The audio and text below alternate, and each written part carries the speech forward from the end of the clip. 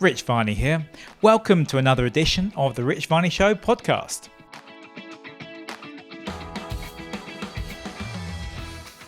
Have you ever considered or wondered what it'd be like to buy real estate in the area of Guadalajara, known for its tequila and mariachi music? Today we'll be chatting with Chris Cortes. Chris works as a real estate agent with Sotheby's International Realty. Chris shares with us right at the beginning of the podcast why he decided to move from LA to Mexico's second biggest city. And then we go into depth about the real estate market here in the city, how it works, what you really need to know before you go ahead and start looking at property. He really breaks down the ins and outs of the real estate market. He also talks about some of the top areas of Guadalajara. And then we go into depth about the process, what it entails to buy real estate here. Stay tuned, guys. The podcast is on its way. Welcome to another podcast, guys. I'm super excited to be introducing to you a young man from Guadalajara in the real estate business. As you know, guys, I've been doing podcasts recently all about the real estate business here in Mexico, talking about different areas like San Miguel de Allende. We've talked about Tulum, Playa del Carmen, and we've talked a bit about Ajijic, where I'm based. Welcome to the podcast, Chris. Thank you so much for coming onto the show. Hey, Rich. Thank you so much for the invitation. I appreciate it.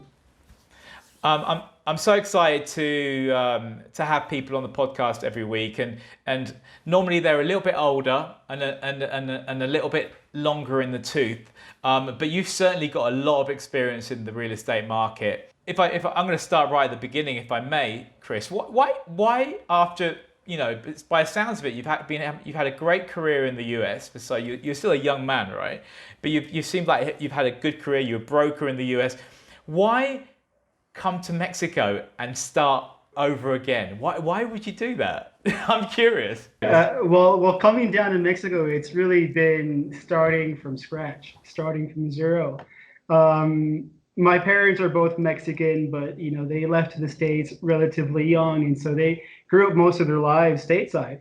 And today I would say they're much more an American than they are Mexican.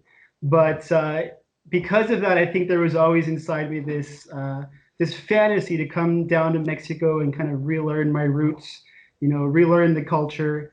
And after many years of contemplating and, you know, putting off, I finally got the courage to just say, you know what, I'm going to go do it. Let's see how it goes. And coming here, though, it's been quite a struggle for many reasons. But a big part of that struggle is starting here with absolutely zero connections, zero contacts, nobody to really rely on when it comes to real estate. And as I'm sure you know, Rich, real estate, it's very important to have a really good circle of people you can go to for networking, you know, referring out clients, getting clients referred to you, and establishing a clientele base. So coming down here, it's been difficult. It's been an adventure, but it's been a lot of fun. If you mind me asking, what part of LA were you doing business in? Hollywood, an area, a little neighborhood called Silver Lake, which is near Echo Park and Glass Owl Park, Highland Park. It's very, very hip and trendy now, very hipster. But real estate there, it's hot. You know, it's one of the hottest markets you can be in. I hold my hands up. I sometimes watch Selling Sunset. Yeah, right. It's a great show. Yeah, I mean, well, some of those listings are absolutely stunning. Obviously, the majority of what sells over there it's not that level of property, but you still have very modest houses. You know, maybe 1, 2, 3 bedroom houses that are relatively small that still sell, you know, at $1 million or even above $1 million. LA is very, very expensive. Yes, yeah, I could imagine, particularly that area of LA. Yeah. So you're coming to Mexico. By the way, guys, Chris works for Sotheby's International Realty. And so, if everybody don't know, Sotheby's International Realty is a worldwide realty company. I'm not sure if it's a franchise or not. I will ask you, Chris. But they are well known for, should we say, the high-end properties, prestigious listings throughout the world. I mean, they have got this kind of prestigious name, I guess. They're kind of up there, aren't they, with with some of the best. Yeah, absolutely. Sotheby's is really synonymous with luxury. I mean, they started off Yes. as an auction house, with art and paintings and sculptures, things of that sort. Yeah, I remember that. And Yeah. now, when you think of Sotheby's, you just think of multi-million-dollar mansions, all over the world. Yeah, it's a franchise, but it's actually one particular entity that is the owner of every franchise here in the country. Did you work with Sotheby's in LA? No, I worked with a different company in Los Angeles. The office primarily focused there in property management. So that was a big focus of my energy when I was stateside. The couple sale here and there, but property management, man, it's a lot of work. It's a lot of energy. It's a handful. So that's another reason for why I wanted to make sure I focus more on sales. Yeah, yeah. I was told right at the beginning of my career, and it was only 2 years ago. I joined the market 2 years ago here in Mexico. I had no experience prior to that, but I'd been in sales and customer service pretty much all my adult life.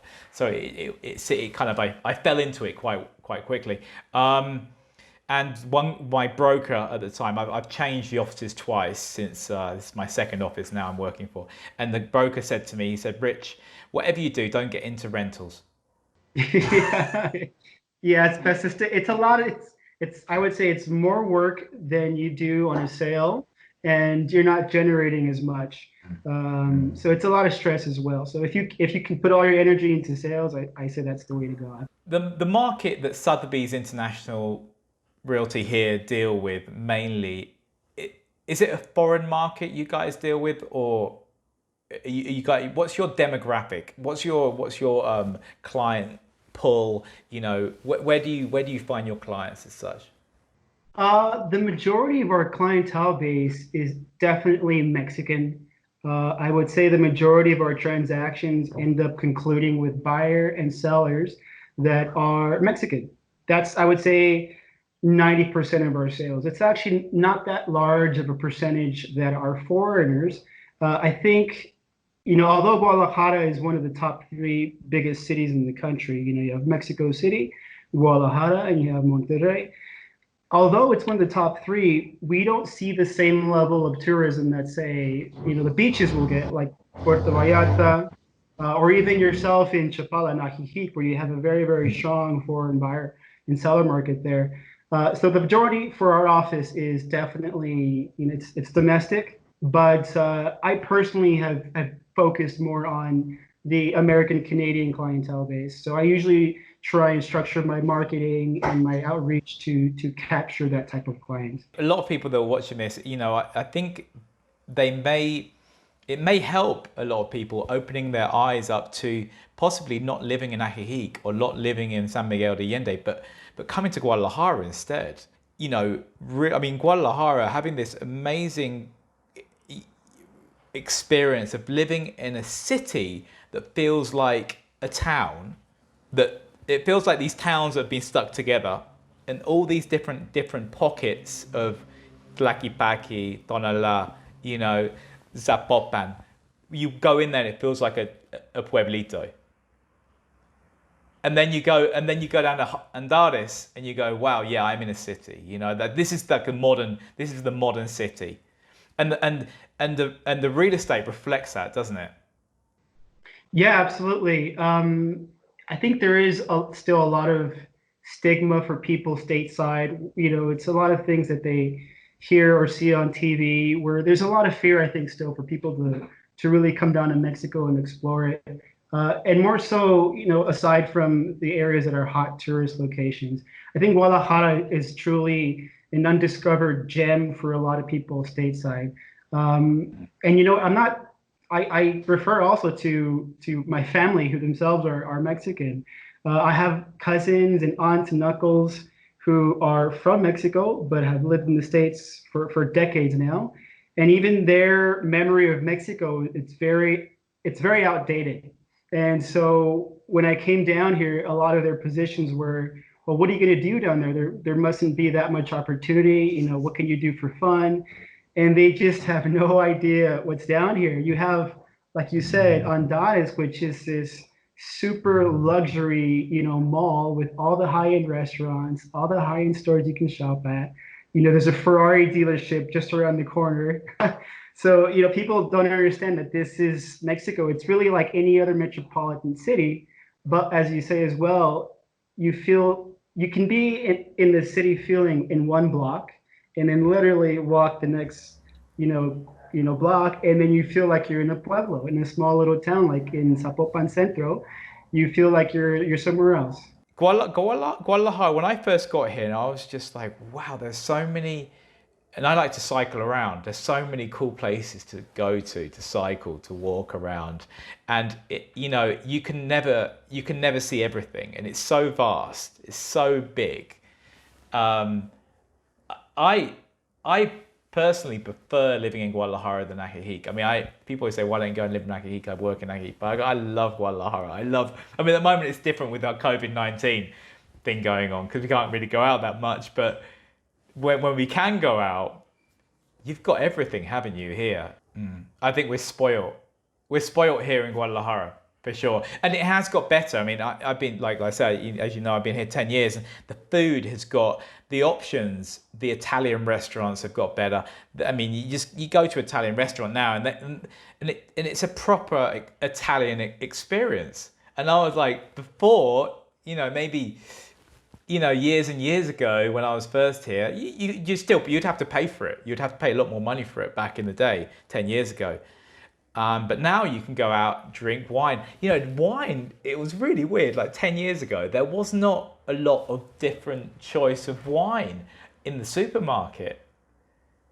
Yeah, it was really weird. And now it's like the whole wine thing has blown up in the past like 10 years. And I think that is just to do with I would put it down to personally the more Mexicans are traveling.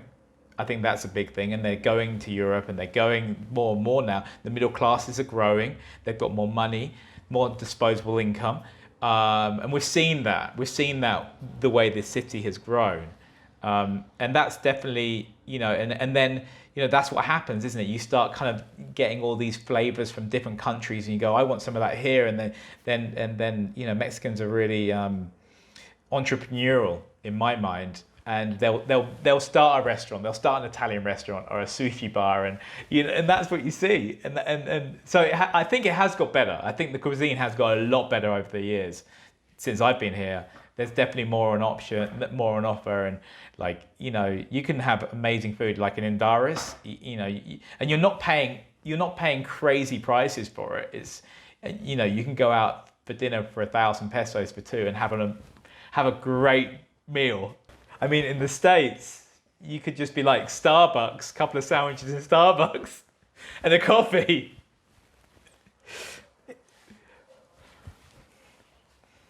What's that, $50, right? $50, yeah.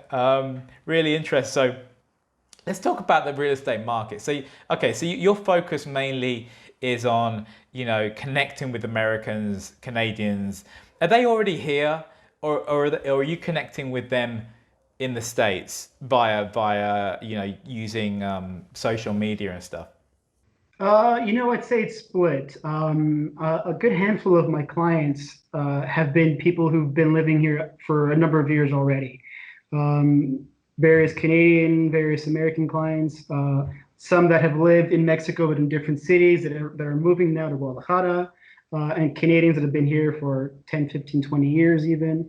And then you have those that are first, leaving the States for the first time, and they are so green to what it's like here in Guadalajara. So it takes a lot more educating on my half to make sure that the client knows, the neighborhoods and how real estate works down here, because things are done very differently here than they are done, stateside. So there's a big learning curve, especially for new clients. Things are very exact in the States. Contracts are very particular, and you have to follow certain procedures. And there's always a lot of disclosures that have to be submitted so that everybody is made aware. And so everybody's covering their butt legally.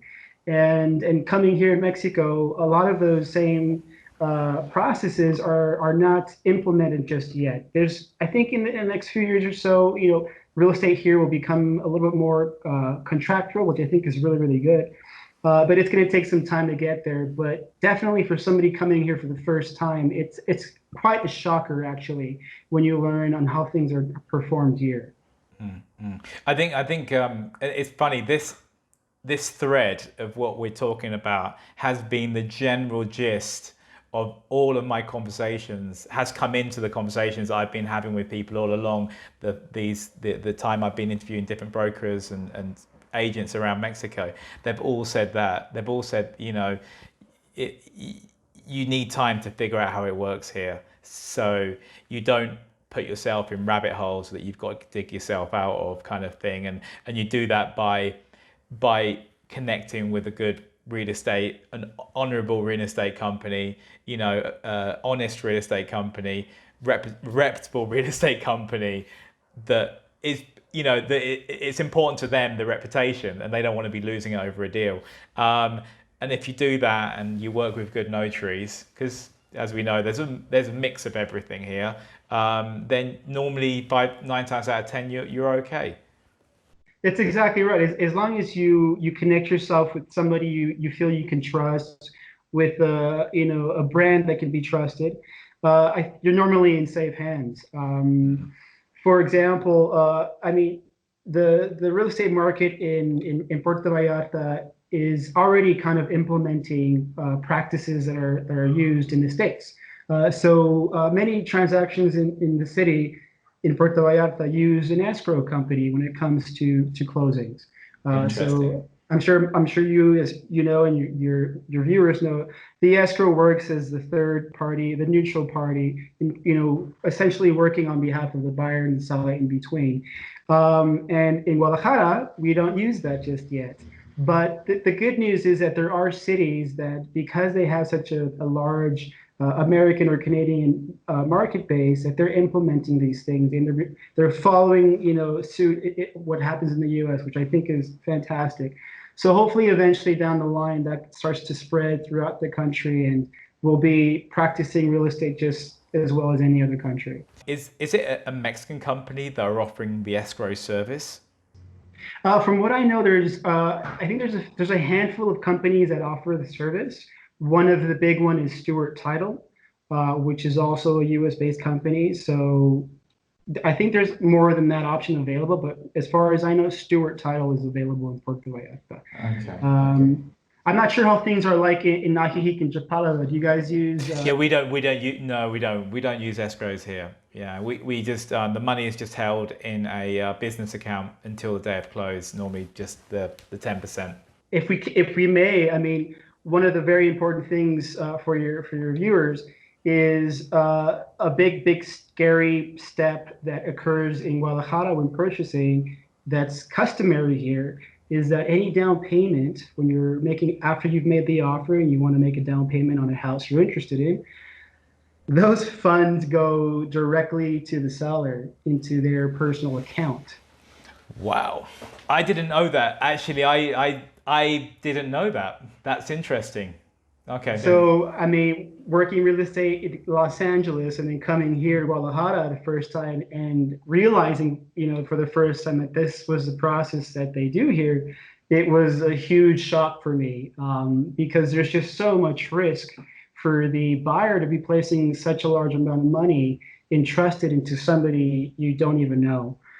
So, I mean, there's a lot of security and safety alone in the process you do, which is placing those funds in a separate, outside account.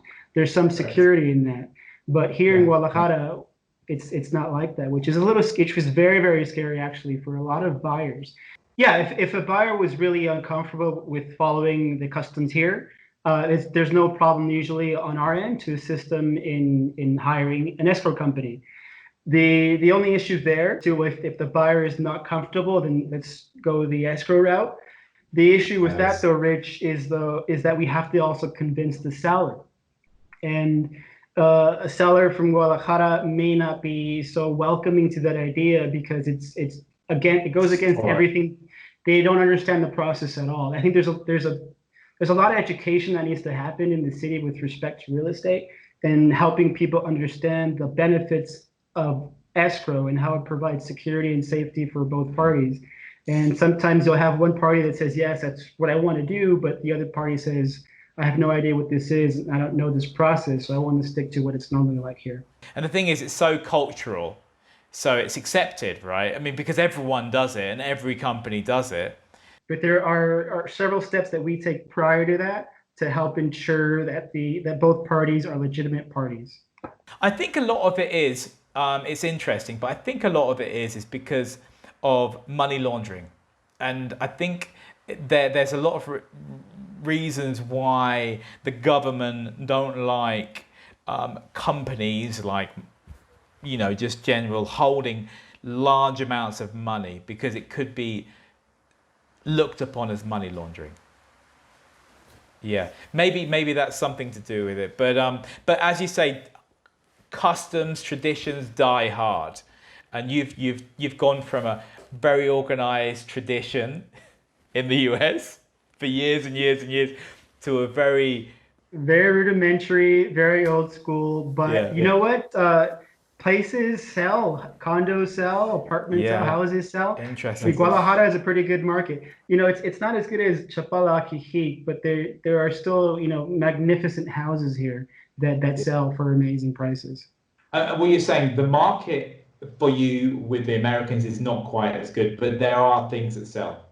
Well, the market in general is not as strong as I would say Chapala and Jijic are. Oh, really? Oh, yeah. This is a shocker sometimes for people too. I'm shocked. I'm shocked listening to this. Yeah. So, Guadalajara, the markets are not as hot as something you might have, in Southern California.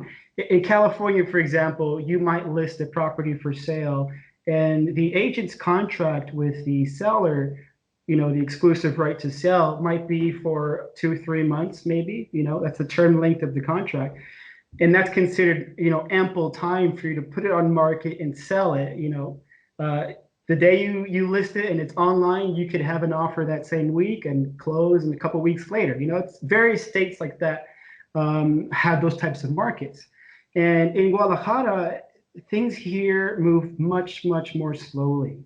I would say that the majority of property here, when it comes to residential homes, those are on the market between 6 months to a year, and sometimes even more than that, depending if they're really high-end luxury. Well, there is a niche, price range in the city where things can sell relatively quickly. I'm sure you've kind of experienced in the city that you have a lot of what are called cotos. COTO and then S for plural, cotos, which are essentially closed gated communities. And a lot of these are being built in the kind of outskirts of the city, the periphery of the city. And a lot of those houses can range from between 2 million and sometimes go as high as 5 or 6 million. And that market there sells relatively quickly. But usually anything, from 5 to 6 million to as high as, 8 to 9 to 10 million, those definitely take substantial, more time to sell, between 6 months to a year. Do you think that is because as someone explained to me, one agent explained to me once, and she said, Rich, it's because the air is a lot thinner the higher the price goes? Well, you know what? Speaking of air and going up, the city has seen drastic development. I'm sure you can testify to this, that there is so much vertical development happening throughout the city. I mean, you can't usually travel, 3 or 4 blocks before you see another tower that's in construction. And for the most part, those are also selling like hotcakes. They're relatively affordable. For the most part, they're smaller, but they're located in really fantastic areas where people want to be. So what would an apartment in Guadalajara, in a nice area of Guadalajara, 2-3 bedroom apartment, I don't know, 150 square meters, what would that put you back? That puts you back between 4 to 5 million, I would say.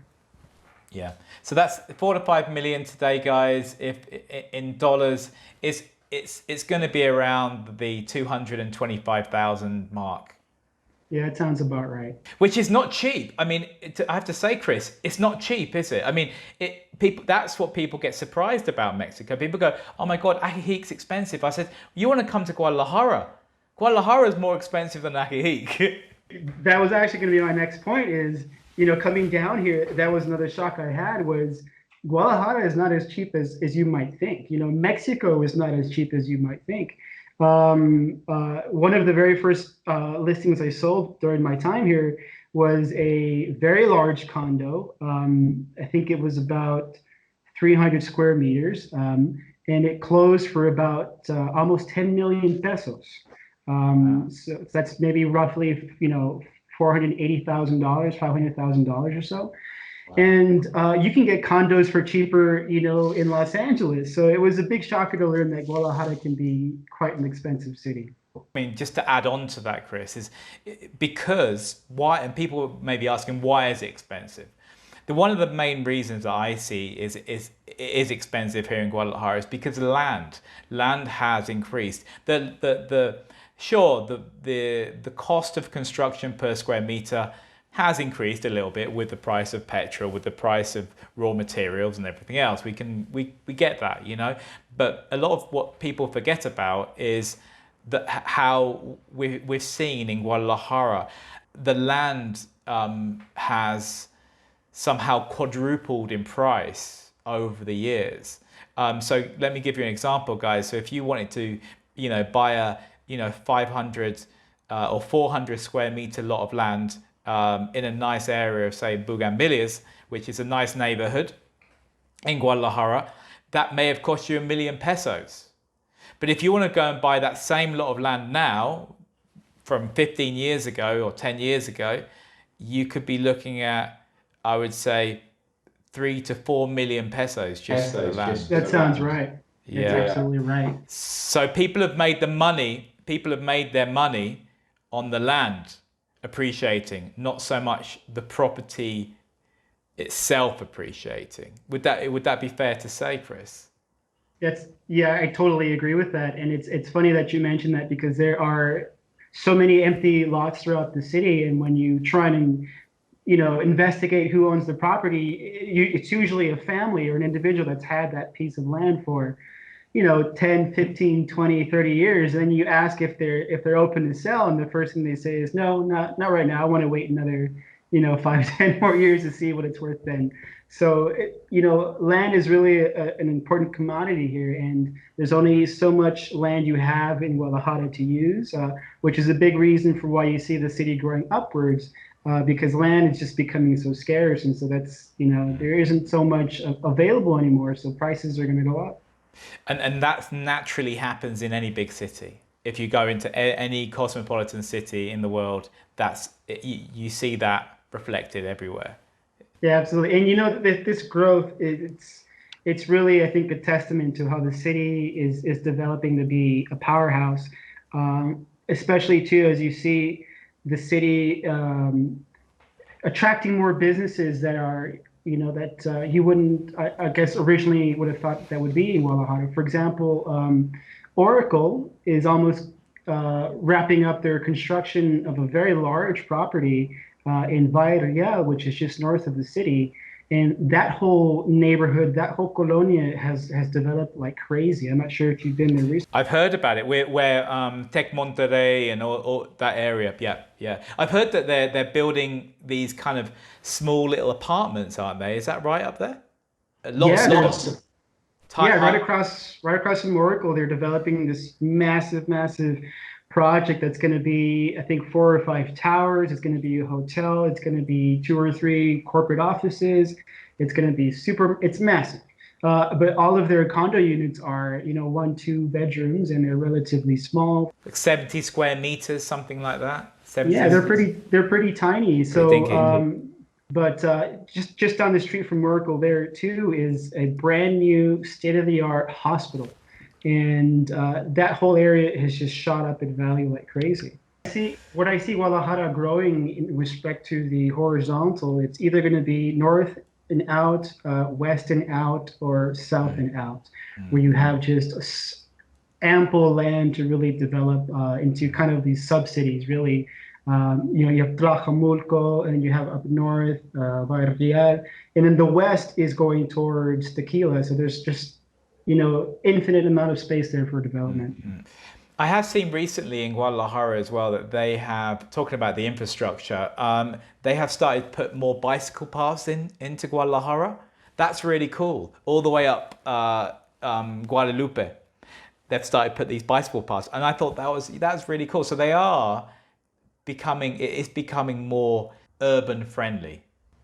Yeah, actually, I saw a post today, actually, a couple hours ago. That was from the Guadalajara government, stating that Guadalajara has overtaken Mexico City when it comes to bicycle friendly. That's another thing too. That's I think a big difference between real estate in the States and real estate here. In a hot market in LA, you'll have many times where a buyer will come in with above asking because you have so much competition with other buyers. And so when you have several buyers offering on one house, in order to out compete the other buyer, you have to come in with a better price. And that philosophy doesn't exist in Mexico. It's usually I'm gonna underbid your listing price by 1,000,000 pesos, and let's see what you tell me. That's usually the philosophy here. And yeah, it's been, I don't think I've closed anything yet at asking price, and I don't think any of my fellow agents have also closed at asking price. It's the philosophy. It's how they do things here. But I mean, how are things in Ajijic and Chapala in that respect? I mean, you say that. Yeah, I mean, I've done a couple of deals where I've got pushed out of the deal because we didn't go in high enough. But normally above asking, I don't think normally, not that I've seen in the archives. I don't see things going above asking. Probably about 5-6%, as I mentioned, probably below listing. Multiple offers depends. In 2018 was a very, very hot year for us in Ajijic. And I don't know what was it like for you in Guadalajara? I think it was a strong year. I know that this year, up until COVID, was really, really strong. And Definitely, yeah, it was. it was. There I was. mean, the year really was starting to pick up. And but no, yeah, 2018, I do recall that it was a good year for the office in general. Yeah. I want to touch on anthropology. Anthropology, the scientific study of human beings, human behavior in societies, past and present. How do you studied it, right? You've got a bachelor's degree. How do you how do you bring that in? How do you lace that into when you're working with clients? Do you somewhat analyze your clients in a way, in a behavioral fashion? Yeah, that's a fair assessment. But I think anybody who's been in real estate long enough understands that being an agent also means being part psychologist, and it means really trying your best to connect with everybody that you're interacting with, whether it's a buyer or a seller or a fellow agent. It's really learning how to interpret, an individual, how to make sure that you adjust yourself and kind of, get on the same wavelength that they're in. And but yeah, anthropology was a lot of fun. Most people, when they think anthropologist, it, it's it's kind of obscure. You're not really sure what it means, but it's such a big umbrella study that there are so many things that fall under it. I mean, archaeology, psychology. There's even anthropology of law. It's really extensive, but it was definitely a wonderful time studying. I went to UCLA, so go Bruins! If there's anybody from LA listening, I loved it. Yeah.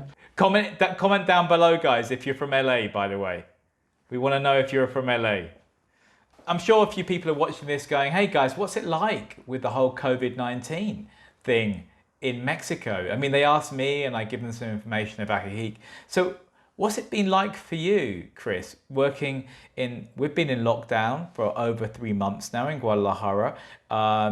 And this week I personally went back to work. I've been showing houses this week, keeping my mask on and, washing my hands frequently, and, keeping my social distance from people, I guess. How has it been for you here with the market? Do you find people have taken it seriously, or is there a mix of reactions? Yeah, well, the market definitely, like most all the other markets, has taken a huge hit. I mean, initially everything just kind of stopped to zero. We weren't getting any leads online. Our social media was kind of dead at the same time. It was just a huge knock to the market. But surprisingly, 2 or 3 weeks ago, everything just kind of shot up, and leads were coming in like crazy. People were calling, they were contacting us through social media, and we've been figuring out our showings. I know, and I see a lot of agents implementing new strategies. I see a lot of people using the virtual tour to kind of facilitate, the virtual showing to clients, which I think is a fantastic tool. Depending on how COVID pans out, that might be the future of real estate. Who knows? That would kind of be a bummer, obviously, because it's not the same as when you're in the house itself. But if that's what's required, then that's the way that the market will change, and people will buy their homes that way. In fact, I think one of my coworkers ended up closing a deal entirely virtually. She had a buyer client. He was interested in these listings that he saw online. She went and saw him for them, did her video with her phone. It was just agent, each one wearing their mask and keeping their distance. And she was able to do an entire sale that way. So from start to close, it was entirely virtual. So it's possible.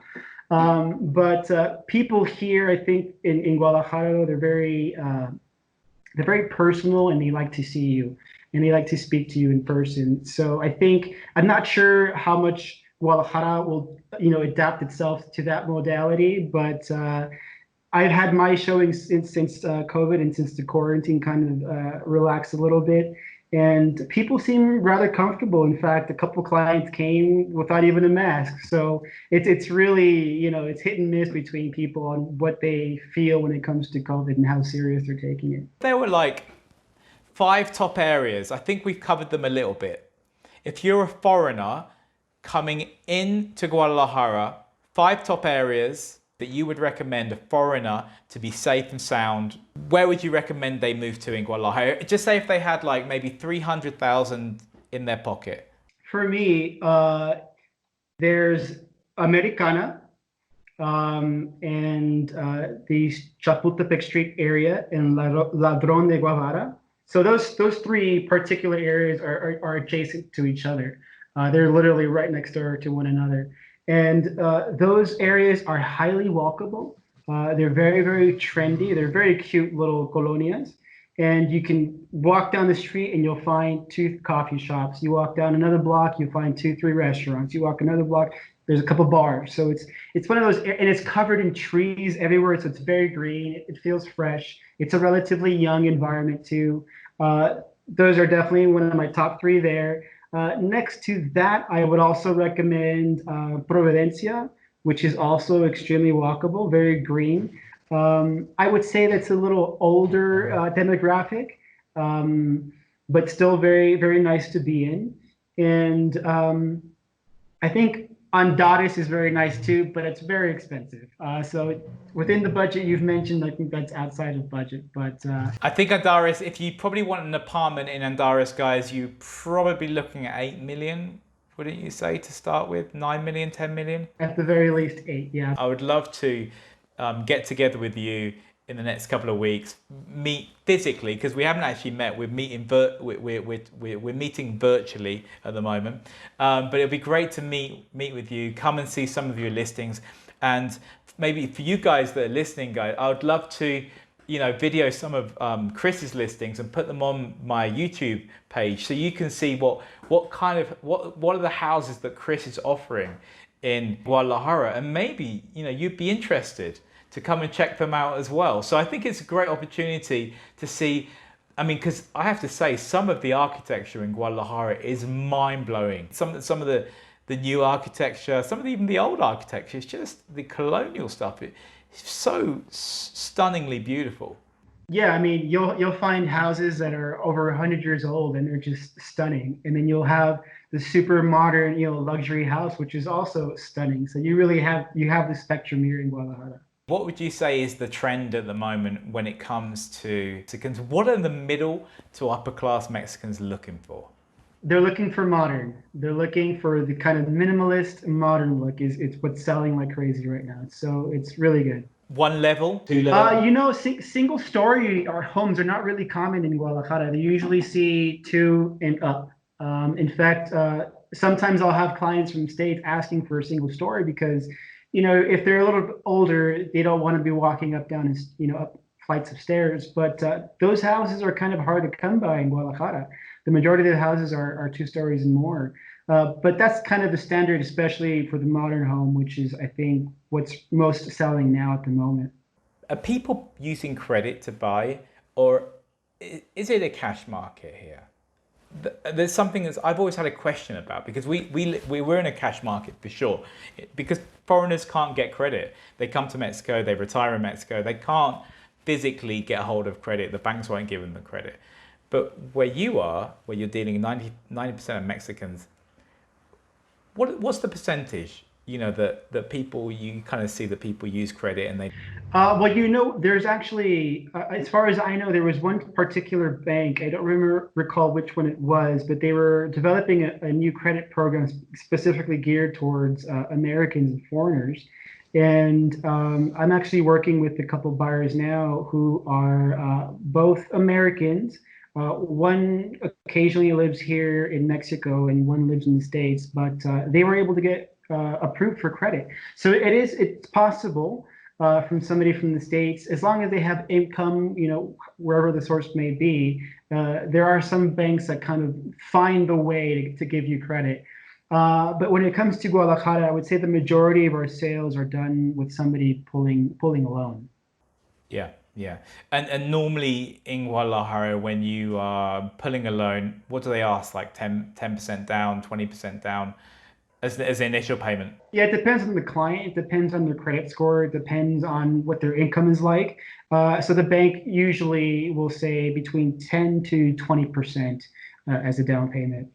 What would be an average rate nowadays here with the commercial banks for a mortgage? It's between 9 and 10%. Two of my current clients, two of my current clients just pulled up loans with HSBC, and I think both of their rates were mid 9, so mid 9%, not around 9.5%. Has it dropped recently? Because I knew it went quite high, up to about 13, didn't it? A little while ago, maybe a year or so ago, it was quite high, 12, 13, no? Yeah, it went up quite a bit, but it's coming back down again. I think now's a good time. Now's a good time for buyers to really take advantage of that. And so you use basically Instagram and Facebook, and then do you put ads on that? I'm curious. Do you put ads on your houses? Yeah, we usually do it as an individual agent, but then our office acts also as a marketing base for us, where they do various, kind of cycles of marketing for various properties for everybody in the office. Cool. But do you personally use ads on your personal social media? You do as well, yeah. Yeah, the great thing about doing that, because you can, Facebook gives you, a plethora of settings and filters you can do to really target your market, which I think is fantastic.